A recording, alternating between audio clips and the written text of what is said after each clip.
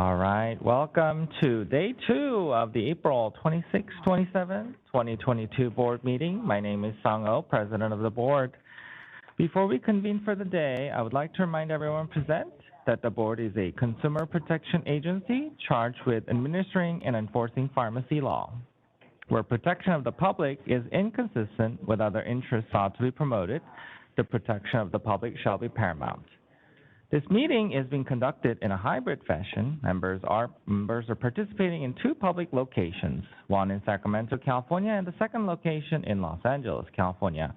Members of the public may participate in person at either of these locations or via Webex using the link provided on the agenda. Participants watching the webcast will only be able to observe the meeting. Information and instructions are posted on our website to join the Webex as well as the webcast. Members of the public in LA who want to inspect the materials for the meeting should go to the board staff in LA to inspect the meeting materials if needed. As I facilitate this meeting, I will announce when we're accepting public comment. I have advised the meeting moderator to allot 2 minutes to each individual providing comments. As public comments are taken, I intend to first accept public comment from those individuals attending in person at the Sacramento location, followed by those individuals attending in person at the Los Angeles location, followed by those individuals participating via Webex. I will remind members and the public at appropriate times throughout the meeting. I would also like to ask staff moderating the meeting to provide general instructions to members of the public participating via Webex. Moderator? Hello, this is the moderator. For those joining us on Webex today, we will be utilizing the Webex question and answer feature and also the hand raise features to facilitate public comment. When public comment is called, I will open the question and answer feature, which you will hear me refer to as the Q&A. And members of the public who wish to make a comment can then click on that Q&A icon, type the word comment in the text box, and then click the send button.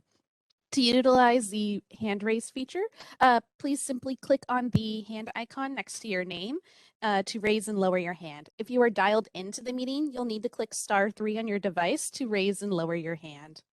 We'll have instructions displayed on the screen each time, and we will take public comment after our Sacramento and Los Angeles locations, and then we'll call through the individuals through Webex.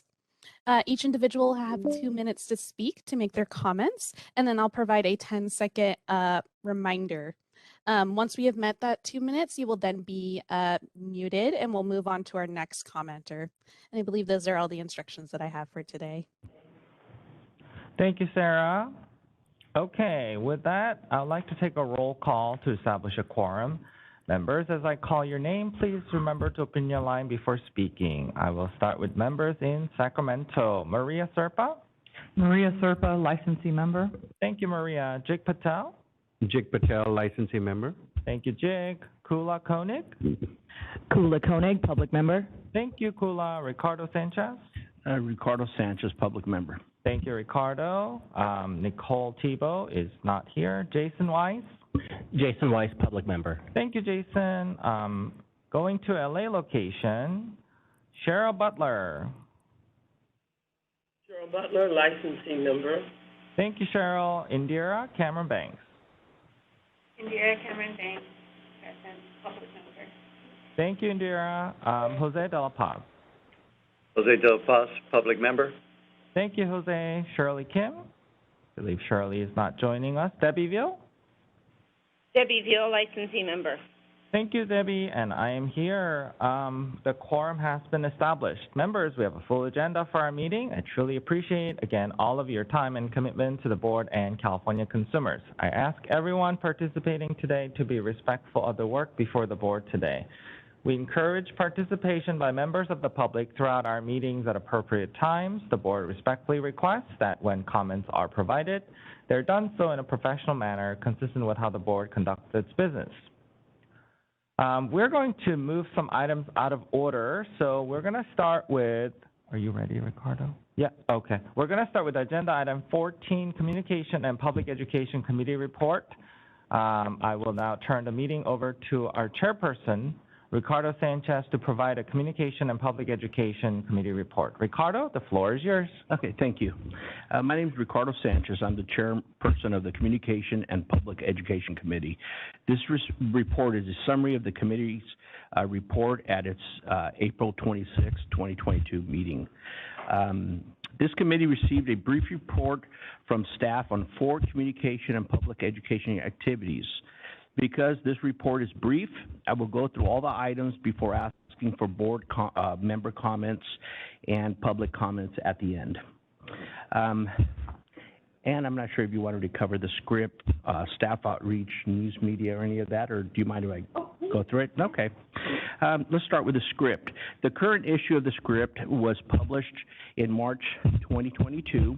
It includes articles on new pharmacy laws, tips for COVID-19 vaccination programs, and the responsibilities of a pharmacist in charge. Staff expects to publish the next newsletter this summer. The issue is expected to include articles on new regulations, practice information, and enforcement citations and trends. Staff outreach, the executive officer and board inspectors presented topics during a prescription drug abuse and diversion training event provided by the board on March 11th. About 500 pharmacists attended the event via Webex. In addition, the executive officer presented information about the pharmacist licensure and application process to Loma Linda University students on March 25th. Staff expects to continue providing training via Webex and also will try to provide in-person training events as well. In addition, staff expects to provide presentations on the licensure and application process for students graduating from pharmacy schools. News media. Staff responded to news media inquiries listed in Attachment A. Webinars. Training for Furnishing HIV PrEP/PEP on April 6th, the board launched an online training webinar for pharmacists furnishing HIV pre-exposure and post-exposure medication.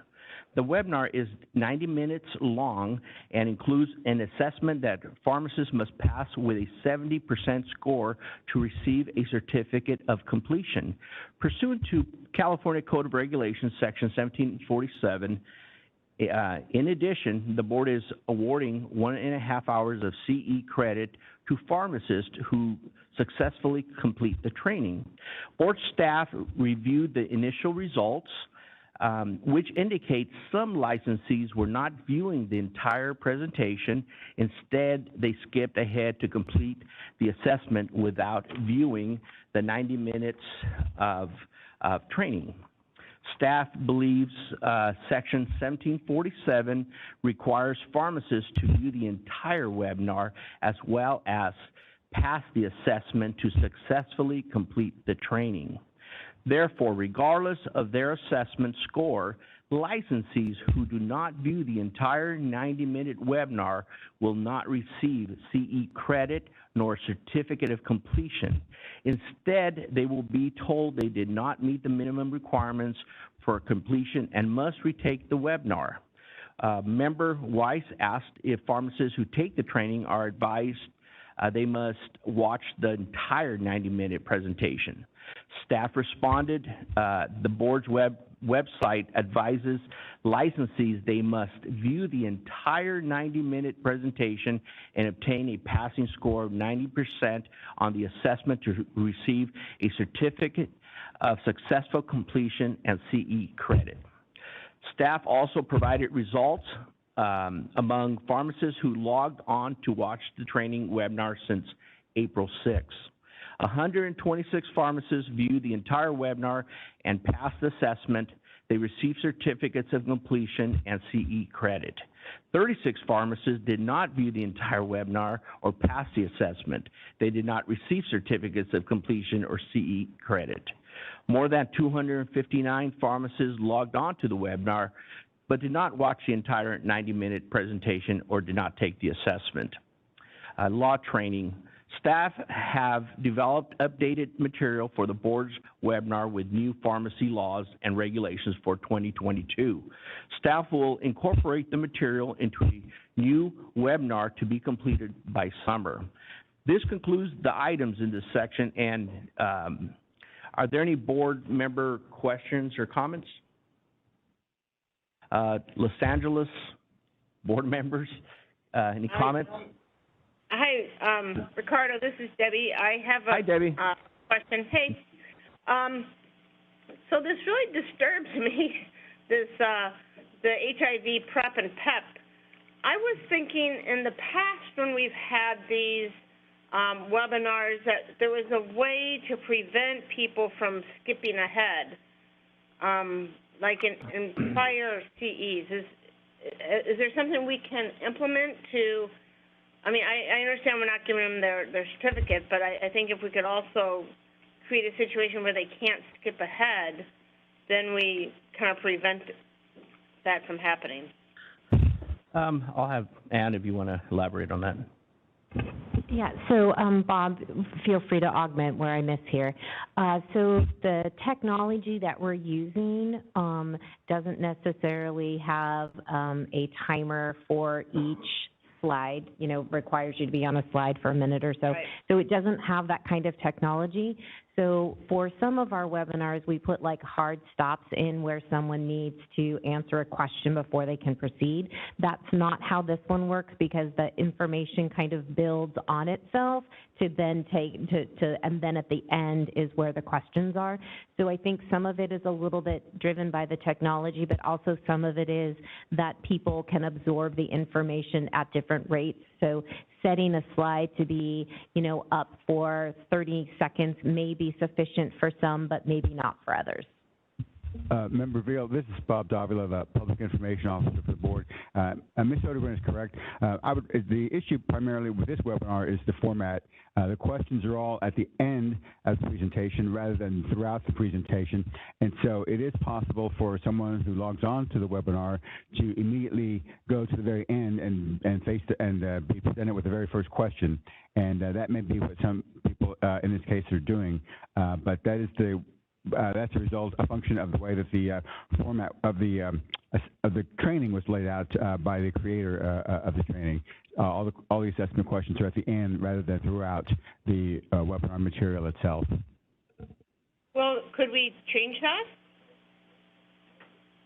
Well, that would be up to the board. I mean, certainly that could be done. That would require the person who created the material to redistribute it in a way so that the questions that are asked in the assessment come immediately after or near the material that she presented on that topic. It would just be up to the board and the creator of the content to determine if that's what the board would like. Well, maybe, Bob, maybe you could take this back and staff can explore what the possibilities are as far as improving on the skipping ahead on the exam itself. I'm sorry. Yeah, happy to do that. They get back to us and let us know. Yeah, because right now we're just speculating. We don't really know that. I don't know the technology that's out there or what is available. So. Yeah, I think we can definitely come back, but I think we also as licensed professionals, right, maybe what we need to do is be reiterating up front, it is the board's expectation that we have that information in there, but maybe we also need to just kind of hit that a little bit harder for people, right, as licensed professionals, really underscoring the fact that you by law, you need to, and we have that information there, but maybe we need to hit it a little bit harder. We did work with an expert that helped us and actually did the training, so retooling that may be a little bit of a challenge, but maybe we could try as a step through to addressing it, just reminding people about what the law requires and, maybe talking a little bit about that at the front end that I think would not require a total overhaul of the whole thing. I think we could probably slice that in. That's correct, Ms. Sodergren. Ogburn. This is Bob Davila again, the Public Information Officer. And we do have information on the website where licensees go when they want to sign up to take the, or when they want to log in to take the webinar, advising them they have to require the requirement that they must view the entire 90 minutes in order to receive a certificate of completion and CE credit.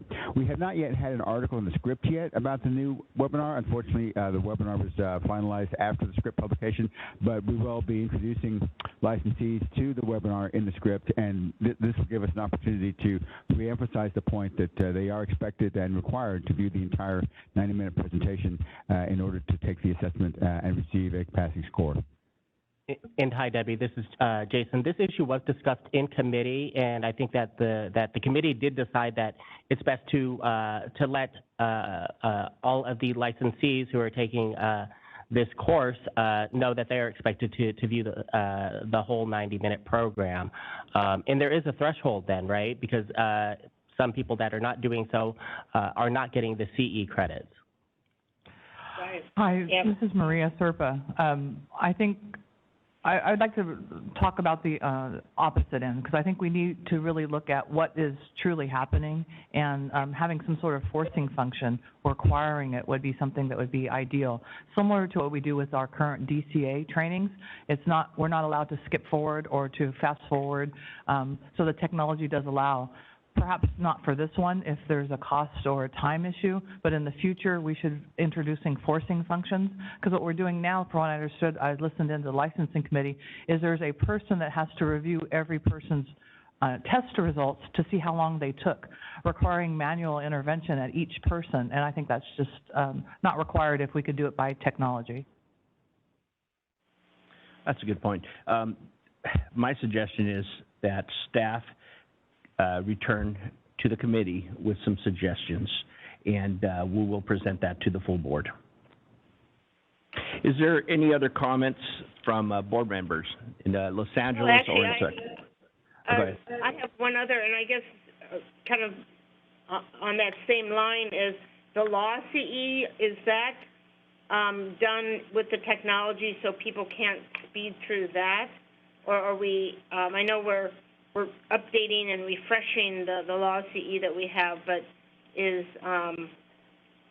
how's that one working? I'm going to have Bob elaborate on that a little bit. Member Veal, you are correct. We do have in the law webinar questions asked about each section of the webinar throughout the entire video, and so therefore we're able to stop the webinar at that point in the presentation, in the viewing, and require the licensee to answer the question at that time. So then technology is available in our law webinar and could be available in future webinars. It was just the way that the presenter of this material created the presentation entirety. It was all the training up front and then the assessment at the end. That's the sole reason. As Member Serpa indicated, we could in the future change that and require that any future presentations be interspersed with questions, so that we require people who are watching it to stop at that point and answer the question rather than doing it all at the end. So I have a question about process then, because I think that the PEP and PREP CE came through the licensing committee, and perhaps we just like shove it out there, and perhaps we should have pushed it through the communication and education so that you guys could have, added your magic pixie dust and, created a situation that we wouldn't have the situation we're in. I mean, so by process, any CE that we do in the future, should we be pushing through, should the Communication Education Committee have their fingerprints on it just to make sure we don't do this again? Hi, this is Eileen. I think we're getting beyond what's on the agenda. If we're going to have a large-scale discussion about how we're going to handle CE and the technology in the future, I think I agree with Chair Sanchez that maybe it's better for the staff, to report back, and then we can put that on a future agenda. Okay. Okay. Just for the record, there is no pixie dust. What? Okay. Is there any more comments from board members? Los Angeles, any more questions or comments? There's no pixie dust. We're done.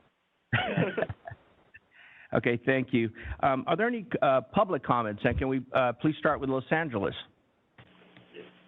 Yes. 1 second. Good morning. This is Steve Gray in Los Angeles meeting. Just a couple of things that the committee staff, Bob, et cetera, may want to look at. I've heard complaints that, when you have a 90-minute or longer webinar, sometimes you don't have the ability to stop, save, and then go back and pick up where you left off. And that sometimes causes people to stop, and then they go back, and then they do jump ahead to where they were, and I'm not sure what you're measuring or what you're looking at. So I would think you want to be careful to try to design them so that if they're long webinars, and I would say anything over 30 minutes, a lot of these people are doing this, during work hours, and because it's considered part of their job, that you want to have the ability to stop and go back. The other thing is to be careful that if you distribute the questions throughout, there are some legal requirements for some of the training sessions that you have to have a final exam. So does that, if you distribute the questions throughout, does that satisfy the requirement for a final exam? Probably it does, but I just think it's something you need to look at. Thank you very much. Thank you for your comment. No further members in Los Angeles. Okay, thank you. Is there any comments in Sacramento? Hearing none, is a moderator, can we open this up to Webex to see if there's any comments from the general public? This is the moderator, and at the direction of the board, I have opened up the Q&A feature for public comment. Members of the public, if you would like to make a comment on this item, please use that Q&A feature down at the bottom right-hand corner of your Webex screen, or click the raise hand icon next to your name. I'll pause a moment to allow the public time to access the Q&A panel and submit their requests.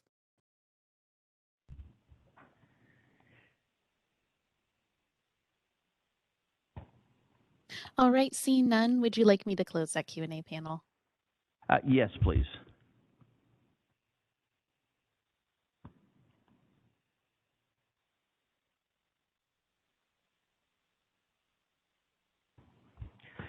It's closed. Okay, thank you. This concludes the report of the Communication and Public Education Committee. Thank you. President O. Thank you, Chair Sanchez. Always doing a great job. Thank you for your report. All right, so back to agenda item 11, Enforcement and Compounding Report. I will turn the meeting over to Chairperson Maria Serpa to provide a report on behalf of the Enforcement and Compounding Committee. Chair Serpa, the floor is yours. Thank you, President O. On behalf of the committee, I'm pleased to provide a report on our April 20th, 2022 Enforcement and Compounding Committee meeting. As I begin, I'd like to thank the members of the committee for their participation last week.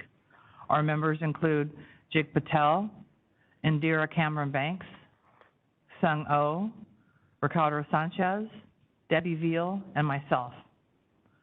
First item on the agenda is presentation, discussion, and consideration of hospital at-home programs. During the meeting, the committee received presentations on hospital at-home programs.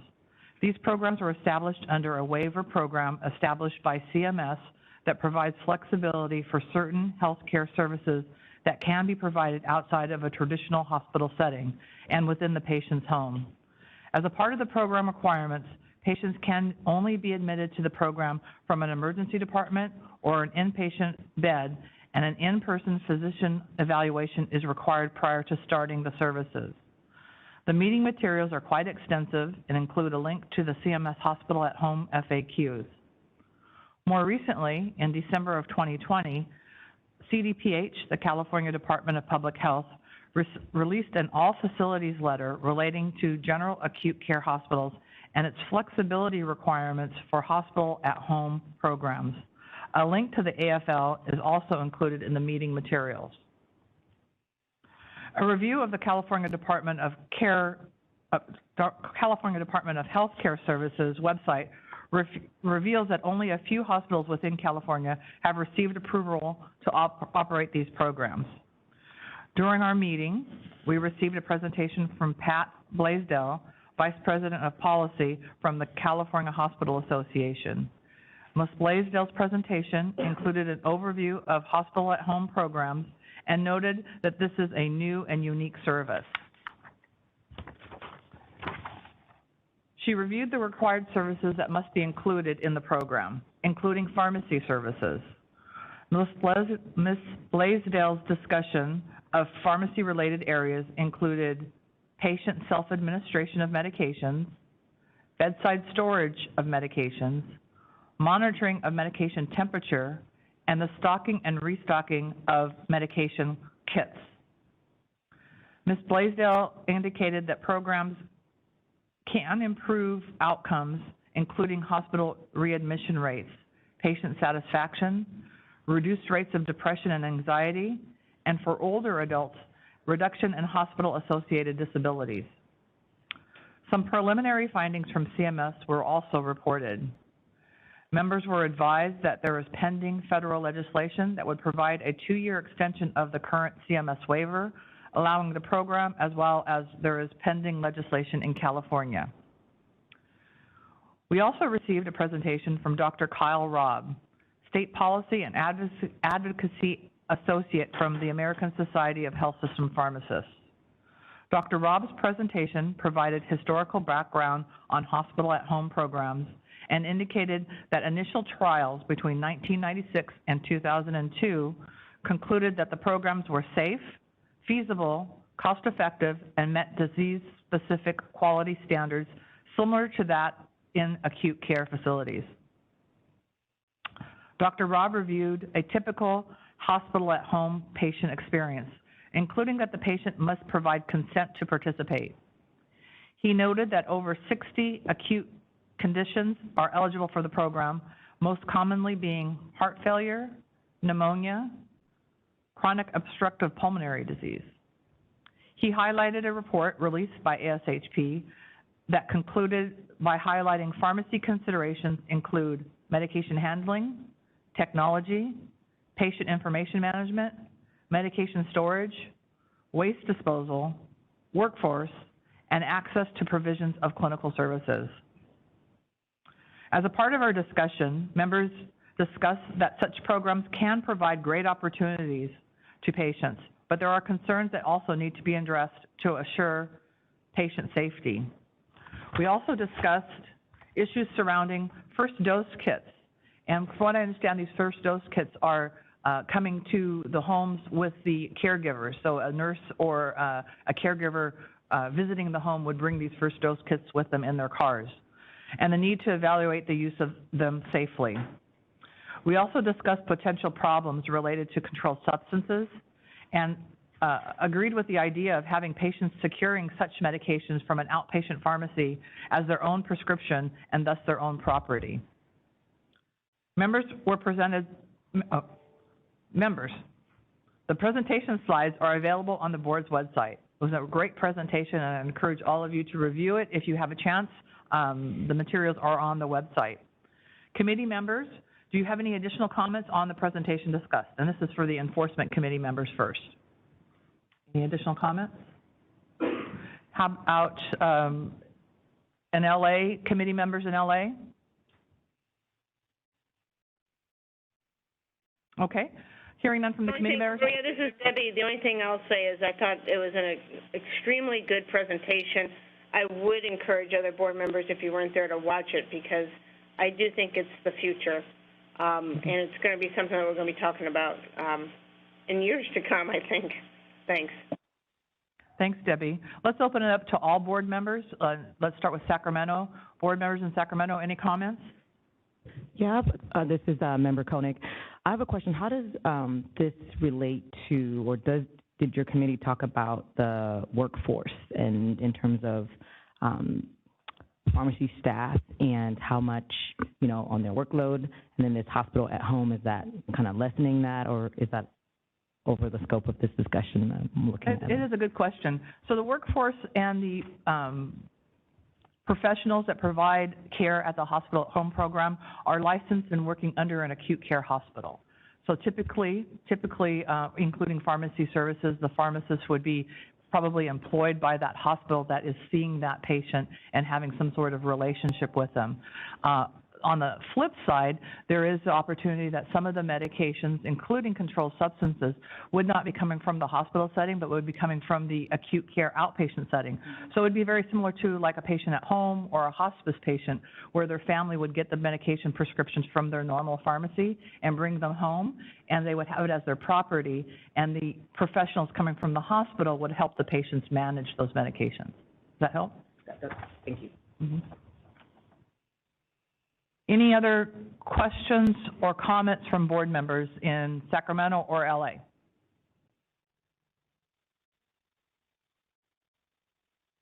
Okay, I think we're ready for public comments. Public comment in Sacramento?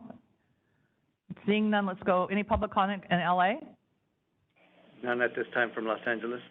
Great. Moderator, let's open up the lines for public comment from Webex.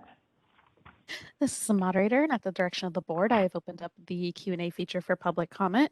Members of the public, if you would like to make a comment on this item, please click the Q&A icon located at the bottom right-hand corner of your Webex screen, or use the raise hand function. I'll go ahead and pause a moment to allow the public time to access the Q&A panel and submit their requests.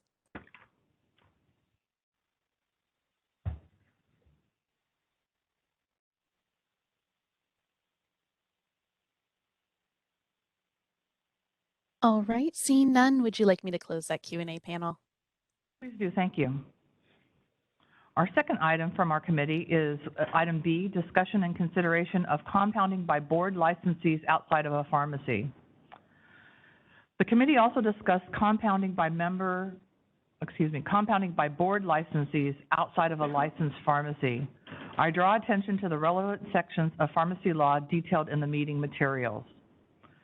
We have, as members, received comments about pharmacy personnel compounding outside of licensed pharmacies, and it's my understanding that board staff have also observed this practice. As a committee, we discussed scenarios including, I'll just be really clear here. As a committee, we discussed scenarios involving pharmacy technicians working outside, 1, a licensed pharmacy, and 2, without supervision of a pharmacist. We considered if such an individual should be representing themselves as a pharmacy technician in this environment. Current regulations do not recognize this position as a pharmacy technician working under a physician, and perhaps the title medical assistant would be a more appropriate title. Members were advised that similar concerns were recently discussed in the Technician Summit as a part of the licensing committee. Comments were received that suggest that it may be appropriate to consider this issue in the licensing committee. The Enforcement and Compounding Committee also contemplated pharmacists compounding in non-licensed environments, and in such instances, a lesser standard of compounding practice may be used. It was suggested that the board's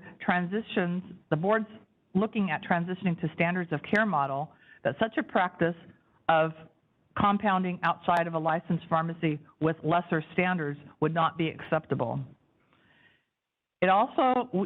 We, the committee, also briefly discussed compounding practices that occur outside of the board's jurisdiction. The discussion on this issue was very limited. In terms of next steps, the committee intends to schedule future discussions on compounding practices that occur outside of board licensed facilities. As a part of this discussion, we will also look at how this issue is handled at the national level. This was a complex issue, so you can see that there were 3 parts that we try to keep separate and distinct. So at this time, committee members of the Enforcement Committee, do you have any additional comments or questions to add? Let's start with the committee members in Sacramento. Committee members in LA. I think you did a great, this is Board Member Veal. I think you did a great job of summarizing it. Thank you. And board members in general, do you have any questions or comments about the 3 distinct issues? Yes, Chair Serpa, this is Jason Weiss. I don't want to get too far into this, but I do want to know how prolific is this practice? How many facilities are compounding outside of a licensed pharmacy here in California? Do we know? It is fairly prolific when you're looking at compounding in physicians' offices, certain clinics and surgery centers that are beyond the legislative or regulatory authority of the board. Typically, they do not have pharmacy personnel in those areas. And so right now, our concern is pharmacy personnel working in those areas are kind of a more difficult area, and that's where we have some jurisdiction. Thank you. Mm-hmm. Any other questions from board members?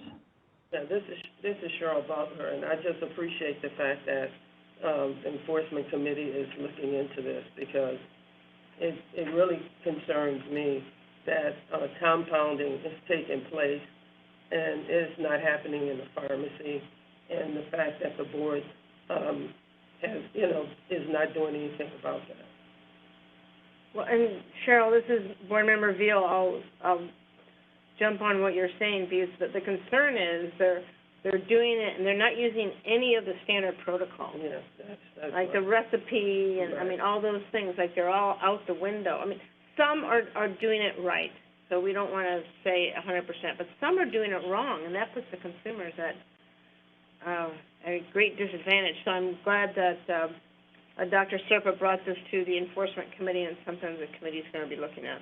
And certainly how much is, how often this is happening. I think that's really important throughout the state.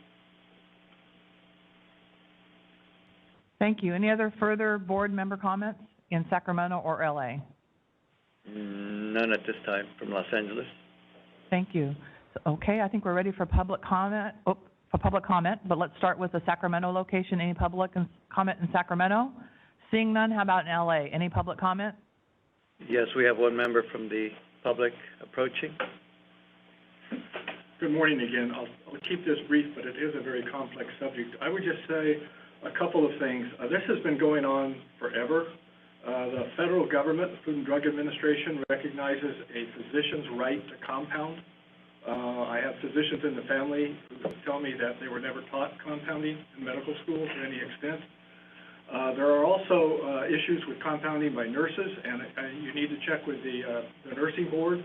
They approve certain levels of compounding by nurses, primarily for compounding for immediate administration, but not for future use or dispensing. And that might be where you draw the line on certain things. I have experience in another large organization that when pharmacy saw what was going on, the pharmacists were put in those environments and took over the compounding because of the concerns. There were situations, of course, where they didn't meet all the requirements of that have come lately of sterile environments and all of that. But the danger is that if you put a lot of heavy requirements on pharmacists in those environments, they'll just say, goodbye, pharmacists, and kick them out of the department and revert back to what they were doing. And it's been my experience that the medical board hasn't taken much interest in this. However, the nursing board has, and has intervened when their nurses were pressured to compound for dispensing purposes and things of that nature. So those are my comments. Again, just be a little careful that you may not like the idea of a lesser standard for pharmacists in certain situations, but think of the patients that might be harmed if there's no pharmacist involved at all, and all these other disciplines, not just physicians, dentists, podiatrists, PAs, many other have also been doing compounding for various reasons. Thank you. Thank you, Dr. Gray. No further comments from Los Angeles. Thank you. Let's open public comment for Webex. This is the moderator, and at the direction of the board, I have opened up the Q&A feature for public comment. Members of the public, if you would like to make a comment on this item, please click the Q&A icon located at the bottom right-hand corner of your Webex screen, or use the raise hand function next to your name. I'll pause a moment to allow the public time to access that Q&A panel and submit their requests.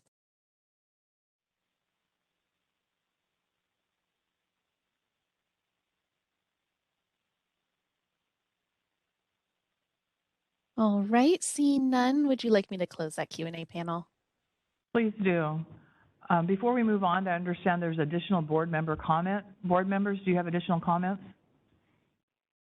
Yes, this is Member Koenig. I was just wondering, and maybe this was in the presentation, is there a report or some numbers around compounding errors that were made in outside of, under, by, a physician or a dentist or a podiatrist, as the commenter said, where the patient was harmed? Do we have some of these numbers, or was that in the presentation?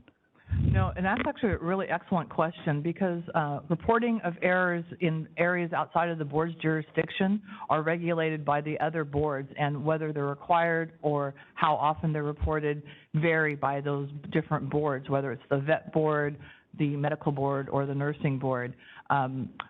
So all we have is information on those that become public or go to some sort of legal ramification. Sometimes the Board of Pharmacy does hear about those because they impact our licensees that are involved in lawsuits or other things.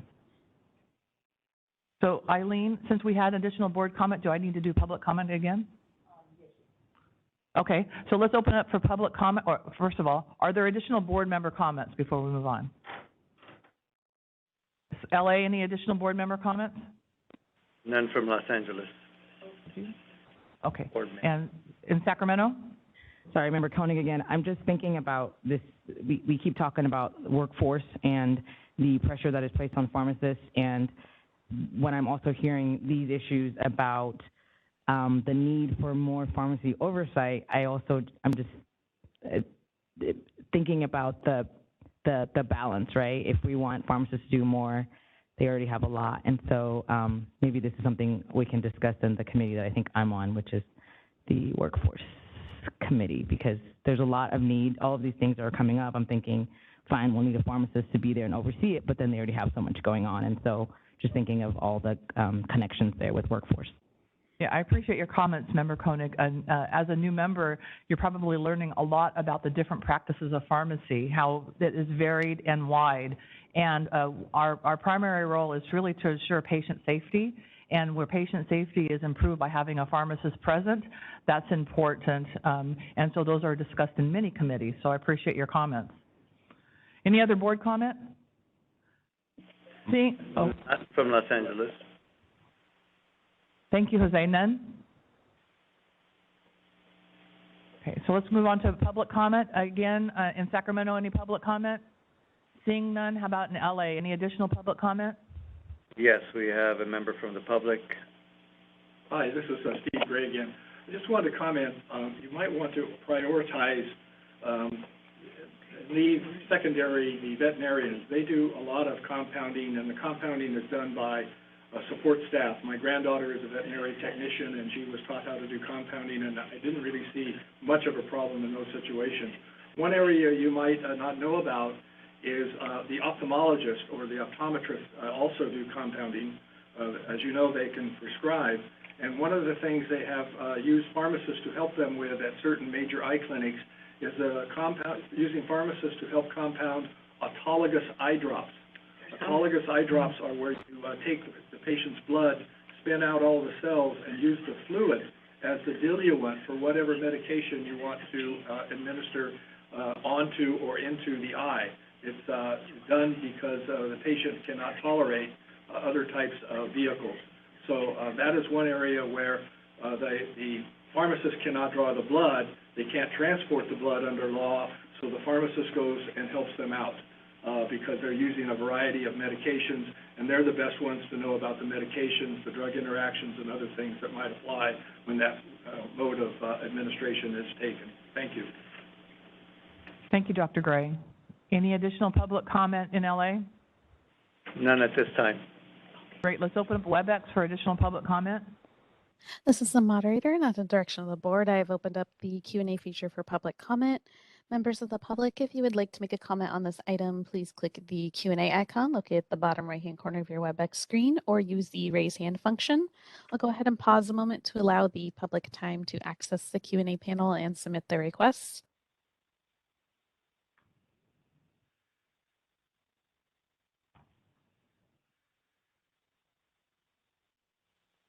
All right, seeing none, would you like me to close that Q&A panel?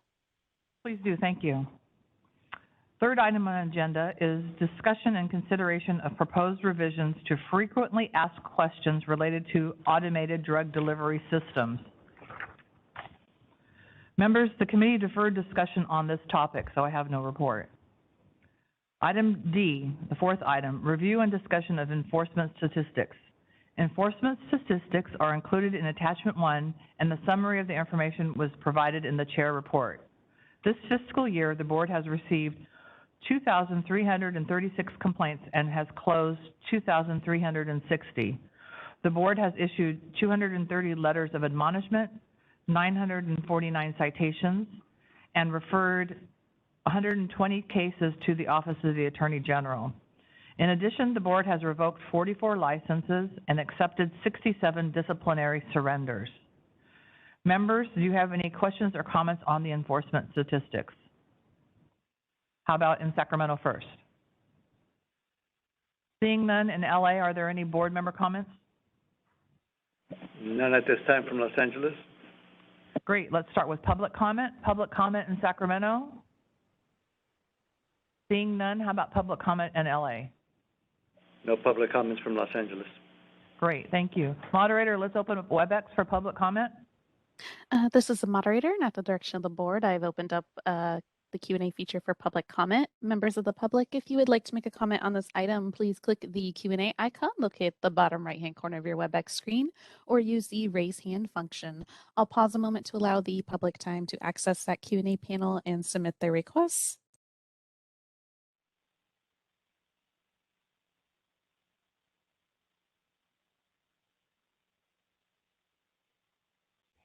All right, seeing none, would you like me to close that Q&A panel? Please do, thank you. As I can conclude with a report, I'd like to announce that the committee will be meeting again on July 19th.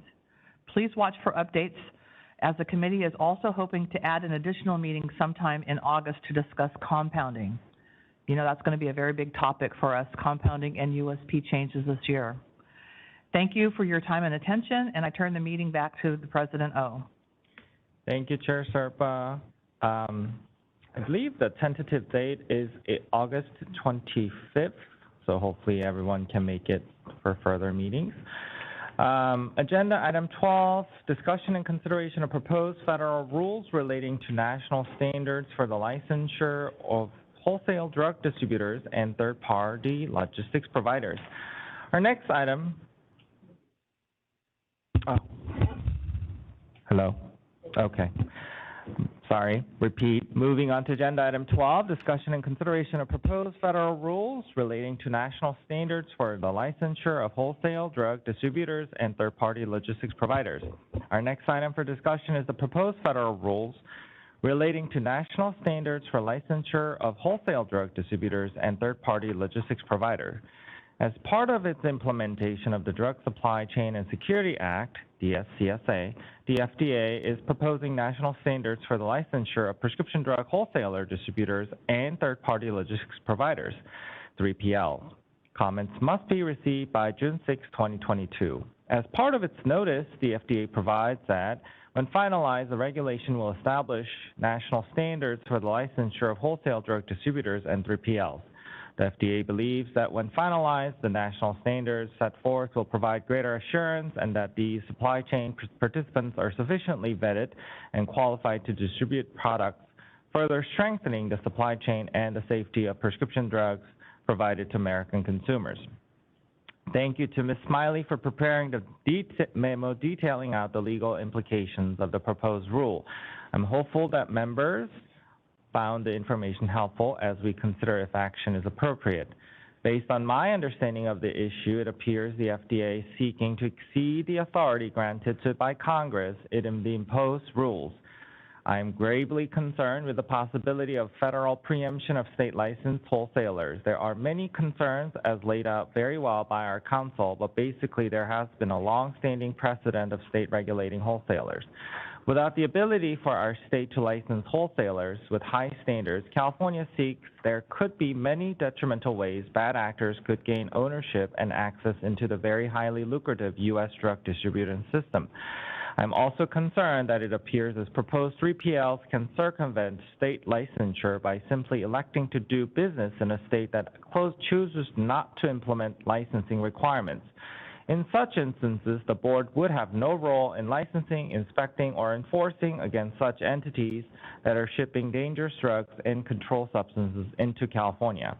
It is also troubling that the FDA would be delegating to third-party organizations to conduct inspections and application reviews.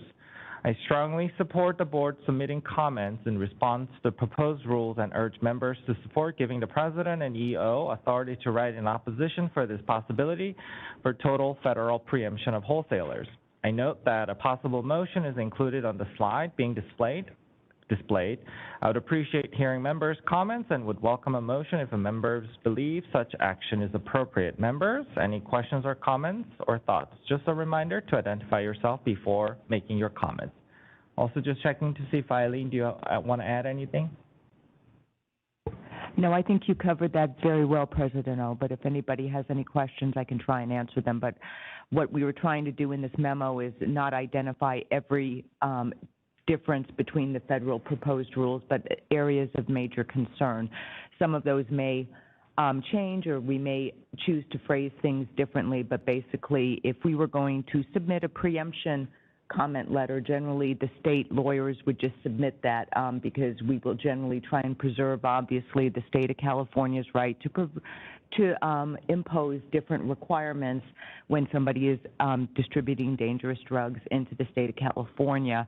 However, we also believe it's important to discuss some of the issues that were identified in the memo because the states do have a longer history, obviously, of enforcing and licensing these entities, and to help the FDA identify areas they may want to bolster for their own federal program.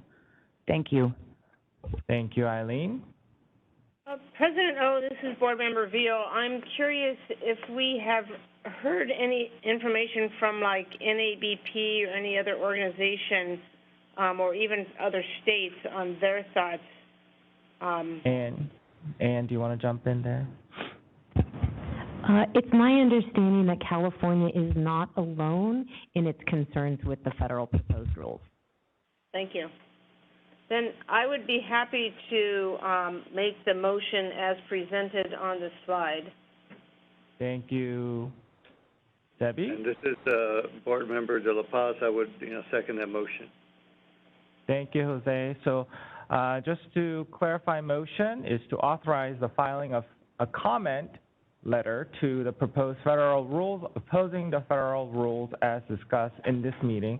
Delegate to the President the authority to work with board staff and council on the comment letter that will include at a minimum the major concerns discussed and direct discretion to include other matters consistent with policy discussions. Is that okay with you, Debbie? Yes, that's correct. Thank you, Debbie. Jose, are you okay with that? That's yes. I have one question now that we've done that. Is in your summary you said yourself and the EO, I guess because we're saying staff, that would include the EO?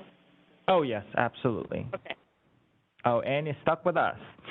All right. With that, any other member comments? Wait, we have a question. Go ahead. Yeah.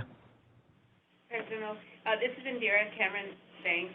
I have a question with respect to the proposed FDA rules. What justifications have been provided for by the federal government for having? Great question. I will have Eileen answer that. I'm sorry, I was having difficulty hearing you, Member Cameron Banks. Are you saying what justification did the FDA give with respect to changing its preemption analysis, or was there something else, the end of your question? Correct. Yeah. What is the justification for the federal government attempting to establish a ceiling as opposed to before? It wasn't totally well explained, and that would be the best way that I would explain it. I think if you look back to the 2014 guidance where they had established a different FDA position on basically it would establish a floor, there were 19 comment letters submitted. The Board of Pharmacy was the only one that submitted a comment letter from the states and that actually agreed with the preemption analysis that was first tendered by the FDA. To my mind, Member Cameron Banks, they don't really justify that other to say that it would be more consistent with the statutory language and interpretation, which I just don't believe is warranted by either the express language in the preemption section and also by the fact of, although the rules are long, I would say the wheat to chaff ratio is rather inconsistent with establishing a ceiling rather than a floor. All right, thank you. So this is Board Member Veal, and maybe this is an inappropriate question, but I'm going to ask it anyway. Was this, do you think, proposed by perhaps the wholesalers and the 3PLs as a way to, that they encourage the federal government to get involved? This is Eileen again. Member Veal, certain, if you look at the 19 comment letters that were submitted to the 2014 guidance, 18 of them were from the Wholesaler Association lobbies and everything else. So are they arguing for this? Yes, of course they are. What the exact motivation for the FDA was, I don't know. Maybe they're putting that out there to see the degree of state opposition or maybe to flesh it out. But do I think that I think there are a lot of assumptions usually that go into rulemaking. We'll never be able to identify all of them. However, I do think they are responding somewhat to wholesaler and 3PL concerns with respect to supposed impediments to interstate commerce rather than necessarily public health concerns. That's my own view. Yeah, I didn't see the letters in our material. That's why I didn't really know who was supportive of it. This is Indira Cameron. Thanks. I have another question, which is has there been any cases nationally challenging the statutory standard or the interpretation of the statute itself with respect to the rules being a floor? No. Hi, this is Eileen again. No, Member Cameron Banks, because the FDA finally just proposed rules in this area. Any premature standard, as you know, would not be ripe for judicial interpretation on the effect of it until we end up with final rules. And now we have the FDA announcing a change in its view of the preemptive effect. So I think any statutory challenge would come when the FDA adopts final rules in this area.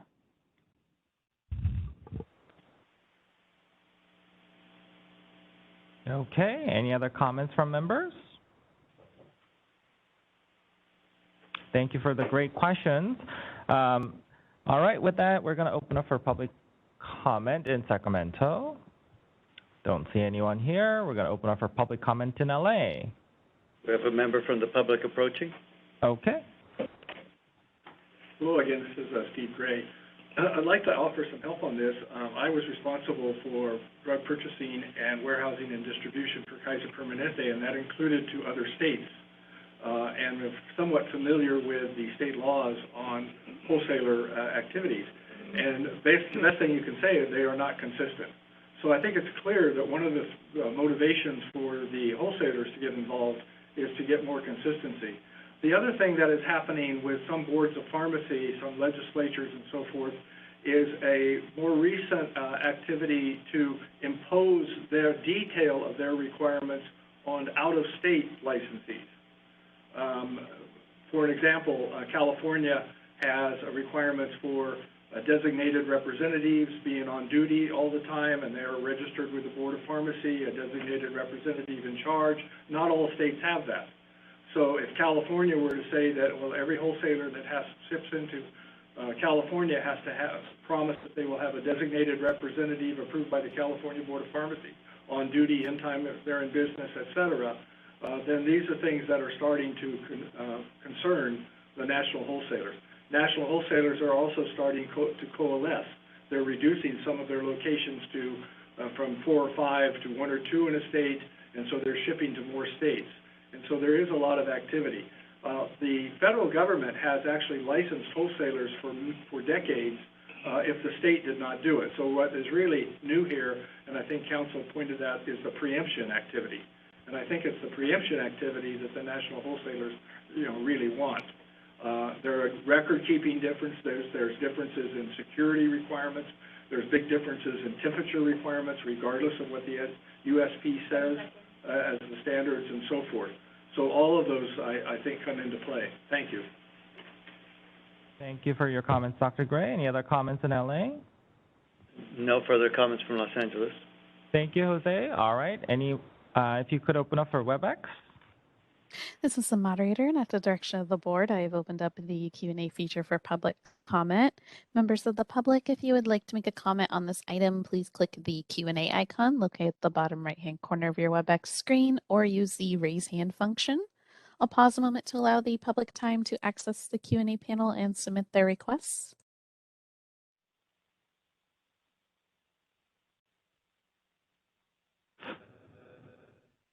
All right, seeing none, would you like me to close that Q&A panel? Yes, please. Thank you, Sarah. Okay, with a motion and second and public comment received, I will take a roll call vote. Members, I will, if you could just please identify. Actually, no, it's okay. I will start again with Sacramento location. Maria, how do you vote? I have a quick question for our attorney because I stepped out of the room for a few minutes and missed about a half of the public comment. Am I appropriate to vote? Did you miss Dr. Gray's? I heard the last half of his comments. Okay, and I think he was talking. I think you would be eligible to vote if you wanted to be certain. You could give Dr. Gray a chance to make the public comment again, so you could hear the entirety. I heard the last part of his comments. I think I'm fine, so I vote yes. Okay. Thank you. Thank you, Maria. Jake, how do you vote? Yes. Thank you, Jake. Kula? Yes. Thank you, Kula. Ricardo? I vote yes. Thank you, Ricardo. Jason? Yes. Thank you, Jason. All right, moving to LA. Cheryl, how do you vote? Yes. Thank you, Cheryl. Indira? Yes. Thank you, Indira. Jose? Yes. Thank you, Jose. Debbie? Yes. Thank you, Debbie, and I vote yes. The motion passes.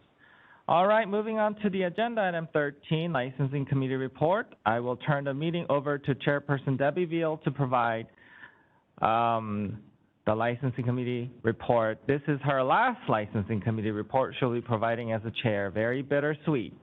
But Debbie, the floor is yours. I'm very willing to start my last Licensing Committee report, but do we need a break? I think we do. Yes, I think we do. Okay. All right. We can take a quick break if you like over there. Yes. Okay. All right. Sounds good. 10:13 sounds good. Okay. Thank 10:15. you.